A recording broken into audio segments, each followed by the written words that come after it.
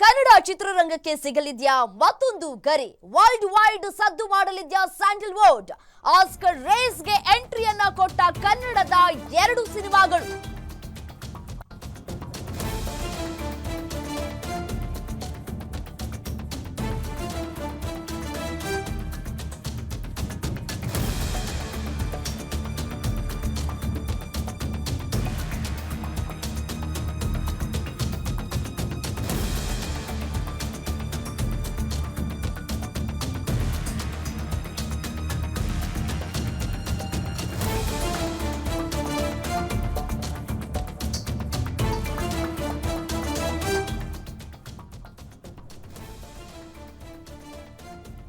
ಜಾಗತಿಕ ಮಟ್ಟದಲ್ಲಿ ದಂತಕಥೆಯನ್ನ ಬರೆಯುತ್ತಾ Kantara chapter 1. Hollywood ದೊಡ್ಡ ಸಿನಿಮಾಗಳ ಜೊತೆ ಕಾಂತಾರ 1 ಫೈಟ್ ಅನ್ನ ಕೊಟ್ಟಿತ್ತು. 98ನೇ ಆಸ್ಕರ್ ಅವಾರ್ಡ್ ರೇಸ್ ನಲ್ಲಿ ಸ್ಥಾನವನ್ನ ಪಡೆದಂತಹ ರಿಷಬ್ ಸಿನಿಮಾ ಮೊದಲ ಬಾರಿಗೆ ಆಸ್ಕರ್ ವೇದಿಕೆಗೆ ಕನ್ನಡ ಸಿನಿಮಾ ಎಂಟ್ರಿಯನ್ನ ಕೊಟ್ಟಿದೆ. ಮಹಾವತಾರ ನರಸಿಂಹ ಸಿನಿಮಾಗಳು ಆಸ್ಕರ್ ಅಂಗಳಕ್ಕೆ ಎಂಟ್ರಿಯನ್ನ ಕೊಟ್ಟಿದೆ.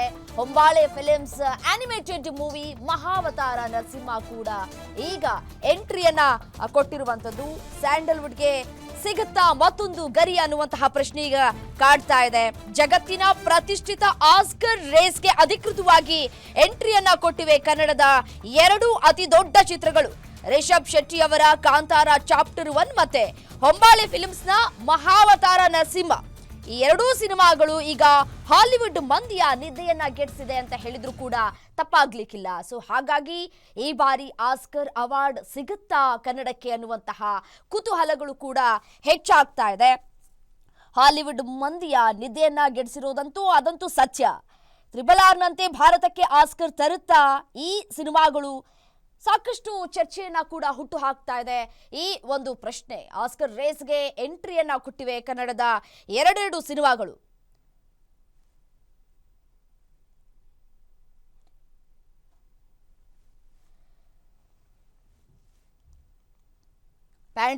ಒಂದ್ ಕಡೆ ನೋಡಿ, ಪ್ಯಾನ್ ಇಂಡಿಯಾ ಸ್ಟಾರ್ ಆಗಿದ್ದಾರೆ ರಿಷಬ್ ಶೆಟ್ಟಿ. ಈಗ ಪ್ಯಾನ್ ವರ್ಲ್ಡ್ ಸ್ಟಾರ್ ಆಗಿ ಹೊರಹೊಮ್ಮಲಿದ್ದಾರಾ ಅನ್ನುವಂತಹ ಪ್ರಶ್ನೆಯೂ ಒಂದ್ ಕಡೆ ಇದೆ. ಕನ್ನಡಿಗರು ಕನಸು ನನಸಾಗುವಂತಹ ಈ ಒಂದು ಕಾಲ ಹತ್ತಿರ ಬಂತ. 98ನೇ ಆಸ್ಕರ್ ಅವಾರ್ಡ್ ನಲ್ಲಿ ಕನ್ನಡದ ಬಾವುಟ ಚಾಪ್ಟರ್ 1 ಜಾಗತಿಕ ಮಟ್ಟದಲ್ಲಿ ಹೊಸ ಇತಿಹಾಸವನ್ನ ಕೂಡ ಬರೆದಿತ್ತು. ಅದರಲ್ಲಿ 2 ಮಾತಿಲ್ಲ. ಈಗ ಆಸ್ಕರ್ ಪ್ರಶಸ್ತಿಯನ್ನ ಗೆದ್ದುಕೊಳ್ಳುತ್ತಾ ಅನ್ನುವಂತಹ ಪ್ರಶ್ನೆಯೂ ಕೂಡ ಇದೆ. ನೋಡಿ, ಭಾರತೀಯ ಆನಿಮೇಷನ್ ಲೋಕಕ್ಕೆ ಮಹಾವತಾರ ನರಸಿಂಹ ಹೊಸ ಮೆರುಗನ್ನ ತಂದುಕೊಟ್ಟಿತ್ತು. ಆಸ್ಕರ್ ರೇಸ್ ನಲ್ಲಿ ಆನಿಮೇಟೆಡ್ ಚಿತ್ರದ ಎಂಟ್ರಿ ಇದೀಗ ಸಾಕಷ್ಟು ಸಂದೇಶವನ್ನ ಸಾರುವಂತಹ ಲಕ್ಷಣಗಳು ಕೂಡ ಕಾಣಸಿಗ್ತಾ ಇದೆ. ಸ್ಯಾಂಡಲ್ವುಡ್ನ ಅಶ್ವಮೇಧ ಕುದುರೆ ಈಗ ಆಸ್ಕರ್ ಅಂಗಳಕ್ಕೆ ನುಗ್ಗಿದ್ಯಾ ಅಂತ ಹೇಳಿ ವಿಶ್ವ ಸಿನಿಯಾ ಈ ಒಂದು ಸಿನಿಯಾದ ಅತಿ ದೊಡ್ಡ ವೇದಿಕೆಯಲ್ಲಿ ಸದ್ದು ಮಾಡಲಿದ್ಯಾ ಕನ್ನಡದ ದಂತಕಥೆ ಅನ್ನುವಂತಹ ಕುತೂಹಲಗಳು ಕೂಡ ಹೆಚ್ಚಾಗ್ತಾ ಇದೆ. ನೋಡಿ, ಈ ಹಿಂದೆ RRR ಸೃಷ್ಟಿ ಮಾಡಿದಂತಹ ಮ್ಯಾಜಿಕ್ ಅನ್ನ ರಿಷಬ್ ಶೆಟ್ಟಿ ಮತ್ತು ಹೊಂಬಾಳೆ ಫಿಲ್ಮ್ಸ್ ಮರುಕಳಿಸುತ್ತಾ ಅನ್ನುವಂತಹ ಕುತೂಹಲಗಳು ಕೂಡ ಹೆಚ್ಚಾಗ್ತಾ ಇದೆ. ಕಾದ್ ನೋಡ್ಬೇಕು ಏನಾಗತ್ತೆ ಅಂತ ಹೇಳಿ. ಒಂದಷ್ಟು ಕುತೂಹಲ ಇದೀಗ ಮತ್ತಷ್ಟು ತೀವ್ರಗೊಳ್ತಾ ಇದೆ. ಆಸ್ಕರ್ ಅವಾರ್ಡ್ಗಾಗಿ ಎಷ್ಟು ಜನ ಕಾದು ಕುಳಿತಿದ್ದಾರೆ. ಇದು 98ನೇ ಆಸ್ಕರ್ ಅವಾರ್ಡ್. ಸೊ ಹಾಗಾಗಿ ವರ್ಲ್ಡ್ ವೈಡ್ ಸದ್ದು ಮಾಡಲಿದ್ಯಾ ಸ್ಯಾಂಡಲ್ವುಡ್. ಕನ್ನಡದ ಗತ್ತು ಏನು ಅನ್ನೋದು ಈಗಾಗಲೇ ಎಲ್ರಿಗೂ ಕೂಡ ಗೊತ್ತಿರುವಂಥದ್ದು. ಇಡೀ ಭಾರತೀಯ ಚಿತ್ರರಂಗ ಹೆಮ್ಮೆ ಪಡುವಂತಹ ಕೆಲಸಗಳು ಕೂಡ ಆಗಿದೆ. ಕಾಂತಾರ ಚಾಪ್ಟರ್ 1 ರಿಲೀಸ್ ಆದಂತಹ ಸಂದರ್ಭದಲ್ಲಿ ಯಾವ ರೀತಿಯಾಗಿ ಅಬ್ಬರಿಸಿ ಬೊಬ್ಬಿರ್ದಿತ್ತು ಅನ್ನೋದು ಗೊತ್ತಿರುವಂತಹ ವಿಚಾರ. ಈಗ 2 ಸಿನಿಮಾಗಳು ಆಯ್ಕೆಯಾಗಿವೆ. ಆಯ್ಕೆಯಾದಂಥ ರೀತಿಯಲ್ಲಿಯೇ ಪ್ರಶಸ್ತಿ ಸಿಗುತ್ತಾ, ಆಸ್ಕರ್ ಅವಾರ್ಡ್ ಸಿಗುತ್ತಾ ಅನ್ನುವಂತಹ ಪ್ರಶ್ನೆಗಳು ಕೂಡ ಇದೀಗ ಕುತೂಹಲಕ್ಕೆ ಎಡೆ ಮಾಡಿಕೊಡ್ತಾ ಇದೆ. ಪ್ರತಿಯೊಬ್ಬರು ಕನ್ನಡಿಗರು ಕೂಡ ಇದೀಗ ಕಾತುರದಿಂದ ಕಾಯ್ತಾ ಇದ್ದಾರೆ ಈ ಒಂದು ಆಸ್ಕರ್ ಅವಾರ್ಡ್ಗಾಗಿ. ಈ ಆಸ್ಕರ್ ಅವಾರ್ಡ್ ಈ ಬಾರಿ ನಮ್ಮ ಕನ್ನಡ ಚಿತ್ರರಂಗಕ್ಕೆ ಒಲಿದು ಬಂದ್ರೆ ನಿಜಕ್ಕೂ ಇದೊಂದು ಬಹುದೊಡ್ಡ ಹೆಮ್ಮೆಯ ವಿಚಾರ. ಮೊದಲ ಬಾರಿಗೆ ಆಸ್ಕರ್ ವೇದಿಕೆಗೆ ಕನ್ನಡ ಸಿನಿಮಾಗಳು ಎಂಟ್ರಿ ಕೊಟ್ಟಿವೆ. ಅತ್ಯುತ್ತಮ ಚಿತ್ರ ರೇಸ್ನಲ್ಲಿ ಸ್ಥಾನವನ್ನು ಪಡೆದುಕೊಂಡಿದೆ ಕಾಂತಾರ ಚಾಪ್ಟರ್ 1. ವಿಜಯ್ ಕೆರಗಂದೂರು ನಿರ್ಮಾಣದ ಕಾಂತಾರ ಚಾಪ್ಟರ್ 1 ಚಿತ್ರ. ಸೊ ಹಾಗಾಗಿ ಏನಾಗುತ್ತೆ ಅನ್ನೋದು ಕುತೂಹಲ.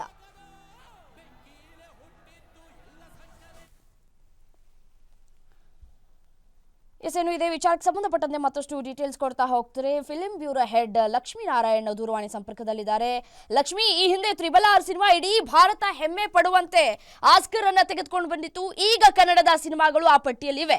ನಮ್ಮ ಚಂದನವನಕ್ಕೆ ಈ ಬಾರಿ ಆಸ್ಕರ್ ಸಿಗುವ ಸಾಧ್ಯತೆ ಎಷ್ಟು ಮಟ್ಟಿಗಿದೆ, ಮತ್ತೆ ಪ್ರೊಸೀಜರ್ ಯಾವ ರೀತಿಯಾಗಿ ಇರುತ್ತೆ ಲಕ್ಷ್ಮಿ? ಎಸ್ ರಮ್ಯ, ನಿಜಕ್ಕೂ 90 ವರ್ಷಗಳ ಇತಿಹಾಸ ಇರ್ತಕ್ಕಂಥ ನಮ್ಮ ಕನ್ನಡ ಚಿತ್ರರಂಗಕ್ಕೆ ಇದು ನಿಜಕ್ಕೂ ದೊಡ್ಡ ಸುದ್ದಿ ಅಥವಾ ಖುಷಿಯ ಸುದ್ದಿ ಅಂತಂದೇ ಹೇಳ್ಬೋದು. ಯಾಕಂದ್ರೆ 90 ವರ್ಷಗಳ ಇತಿಹಾಸದಲ್ಲಿ ಇಲ್ಲಿಯವರೆಗೂ ಯಾವುದೇ ಕನ್ನಡ ಸಿನಿಮಾ ಆಸ್ಕರ್ ಅಂಗಳಕ್ಕೆ ಹೋಗಿರ್ಲಿಲ್ಲ. ಇದೇ ಮೊದಲ ಬಾರಿಗೆ ಕನ್ನಡದಿಂದ ಎರಡೆರಡು ಸಿನಿಮಾಗಳು ಆಸ್ಕರ್ ಅಂಗಳಕ್ಕೆ ಆಯ್ಕೆ ಆಗಿರ್ತಕ್ಕಂಥದ್ದು. ಅಂದ್ರೆ ಈ ಹಿಂದೆ ಅಂದ್ರೆ 2023ರಲ್ಲಿ 3 ವರ್ಷಗಳ ಹಿಂದೆ ನೀವು ಹೇಳ್ದಂಗೆ RRR ಸಿನಿಮಾದ ಮೂಲಕ ಸೌತ್ ಇಂಡಿಯಾಗೆ, ಅದು ನಮ್ಮ ಇಂಡಿಯಾಗೆ ಫಸ್ಟ್ ಟೈಮ್ ಒಂದು ಆಸ್ಕರ್ ಅವಾರ್ಡ್ ಬಂದಿತ್ತು ನಾಟು ನಾಟು ಸಾಂಗ್ಗೆ RRR ಸಿನಿಮಾದಿಂದ. ಈಗ ಕನ್ನಡದ ಪ್ರತಿಷ್ಠಿತ ಹೊಂಬಾಳೆ ಫಿಲ್ಮ್ಸ್ ನಿಂದ ಏನು ಅನಿಮೇಟೆಡ್ ಮೂವಿ ಕ್ಯಾಟಗರಿಯಲ್ಲಿ ಮಹಾವತಾರ ನರಸಿಂಹ ಸಿನಿಮಾ ಮತ್ತೆ ಜೊತೆಗೆ ಕನ್ನಡದ ಕಾಂತಾರ ಚಾಪ್ಟರ್ 1 ಸಿನಿಮಾ ಕೂಡ ಆಯ್ಕೆ ಆಗಿರ್ತಕ್ಕಂಥದ್ದು. ಇದು ಟೋಟಲ್ 3 ಸ್ಟೇಜಸ್ ಇರುತ್ತೆ ರಮ್ಯಾ. ಇದು ಸದ್ಯಕ್ಕೆ ಪ್ರಿಲಿಮಿನರಿ ವೋಟಿಂಗ್ ಸ್ಟೇಜ್ ಆಗಿರೋದ್ರಿಂದ ಇಲ್ಲಿ ಬೇರೆ ಬೇರೆ ಕ್ಯಾಟಗರಿಗಳಿರುತ್ತೆ. ಅದರಲ್ಲಿ ಬೆಸ್ಟ್ ಫಿಲ್ಮ್ ಕ್ಯಾಟಗರಿಗೆ ನಮ್ಮ ಕಾಂತಾರ ಚಾಪ್ಟರ್ 1 ಆಯ್ಕೆ ಆಗಿರ್ತಕ್ಕಂಥದ್ದು. ನಂತರ ನಾಮಿನೇಷನ್ ವೋಟಿಂಗ್ ಅಂತಕ್ಕಂಥ 2ನೇ ಸ್ಟೇಜ್ ಇರುತ್ತೆ. ಅಲ್ಲಿ ಸೀಕ್ರೆಟ್ ಆನ್ಲೈನ್ ಬ್ಯಾಲೆಟ್ ಇರುತ್ತೆ. ಅಲ್ಲಿ special committees for academy members ಯಾರಿರ್ತಾರೆ ಅವರೆಲ್ಲರೂ ವೋಟಿಂಗ್ ಮಾಡೋದಕ್ಕೆ ಎಲಿಜಿಬಲ್ ಇರ್ತಾರೆ. ಸದ್ಯಕ್ಕೆ ಆಸ್ಕರ್ ಅಕಾಡೆಮಿ ಇದರಲ್ಲಿ ಬಹುತೇಕ 11,120 ಜನ ಮೆಂಬರ್ಸ್ ಇದ್ದಾರೆ. ಅದರಲ್ಲಿ 10,143 ಜನ ವೋಟಿಂಗ್ ಪವರ್ ಇರುತ್ತೆ. ಹಾಗಾಗಿ ಕೊನೆಗೆ ನಾಮಿನೇಷನ್ ಅಲ್ಲೂ ವೋಟಿಂಗ್ ಆಗಿ ಗೆದ್ರೆ ಅವರಿಗೆ ವೋಟಿಂಗ್ ನಾಮಿನೇಷನ್ಸ್ಗೆ ವೋಟ್ ಮಾಡಿ ಗೆಲ್ಲಿಸುವಂತ ಫೈನಲ್ ಸ್ಟೇಜ್ ಒಂದಿರುತ್ತೆ. ಅದ್ರಲ್ಲಿ ಏನಾದ್ರು ಗೆದ್ರೆ ನಮ್ಗೆ ಆಸ್ಕರ್ ಬರುತ್ತೆ ಅಂತ ಅನ್ಕೋಬಹುದು. ಸದ್ಯಕ್ಕೆ ಭಾರತದಿಂದ ಟೋಟಲ್ 5 ಸಿನಿಮಾಗಳು ಆಯ್ಕೆ ಆಗಿದ್ದಾವೆ. ಕಾಂತಾರವನ್ನು, Mahavatar Narsimha, Tanvi the great, sister midnight, tourist family. ಇವುಗಳ ಪೈಕಿ 2 ನಮ್ಮ ಕನ್ನಡದಿಂದಲೇ ಆಯ್ಕೆ ಆಗಿರ್ತಕ್ಕಂಥದ್ದು ಖುಷಿಯ ವಿಚಾರ. ಅದರಲ್ಲೂ ಕಾಂತಾರ ಸಿನಿಮಾ 8 ವಿಭಾಗಗಳಲ್ಲಿ ನಾಮಿನೇಟ್ ಮಾಡ್ಕೊಂತಾ ಇದ್ದಾರೆ. Best film, best actor, best actress, producer, director, writing, production design, cinematography ಇವುಗಳಿಂದ. ಇನ್ನು ರಿಷಬ್ ಶೆಟ್ಟಿ ಅವರು ಇಲ್ಲಿ ಒಂದು ಪಾತ್ರ ಮಾತ್ರ ಮಾಡಿಲ್ಲ. ಕಾಂತಾರ ಚಾಪ್ಟರ್ 1 ಅಲ್ಲಿ ಬರೋಬ್ಬರಿ 4 ಪಾತ್ರಗಳಲ್ಲಿ ಅವರು ಕಾಣಿಸ್ಕೊಂಡಿರ್ತಕ್ಕಂಥದ್ದು. ಒಂದು ಬೆರ್ಮೆ, ಮತ್ತೊಂದು ಮಾಯಿಕಾರ, ಮತ್ತೊಂದು ಅಣ್ಣಪ್ಪ, ಮತ್ತೊಂದು ಕಾಡು ಬೆಟ್ಟು ಶಿವ. ಸೊ ಹಾಗಾಗಿ ಈ ಸಿನಿಮಾ ಡಿವೈನ್ಫುಲಿ ಅಥವಾ ಕಂಟೆಂಟ್ ಬೇಸ್ಡ್ ಅಥವಾ ಮೇಕಿಂಗ್ ವೈಸ್ ಎಲ್ಲದರಲ್ಲೂ ಕೂಡ ವಿಶ್ವದ ಗಮನ ಸೆಳೆದಿತ್ತು. ಆ ನಿಟ್ಟಿನಲ್ಲಿ ಕನ್ನಡಕ್ಕೆ ಇದು ಆಸ್ಕರ್ ತಂದುಕೊಡೋದ್ರಲ್ಲಿ ಯಶಸ್ವಿ ಆಗುತ್ತಾ ಅನ್ನೋದನ್ನ ನಾವೆಲ್ಲರೂ ನಿರೀಕ್ಷಿಸಬೇಕಿದೆ. ಇದೆಲ್ಲ ಸದ್ಯಕ್ಕೆ ಖುಷಿ ಪಡುವಂತ ವಿಚಾರ. ಬೇಸಿಕ್ ಹಂತದಲ್ಲೇ ಇದು ಸೆಲೆಕ್ಟ್ ಆಗಿ ಆಸ್ಕರ್ಗೆ ಅಂಗಳಕ್ಕೆ ಕಾಲಿಟ್ಟಿರ್ತಕ್ಕಂಥದ್ದು ಪ್ರತಿಯೊಬ್ಬ ಕನ್ನಡಿಗರು ಹೆಮ್ಮೆ ಪಡುವಂತ ವಿಚಾರ ರಮ್ಯ. ರೈಟ್, ಥ್ಯಾಂಕ್ ಯು ತಮ್ಮ ಮಾಹಿತಿಗಾಗಿ ಲಕ್ಷ್ಮಿ.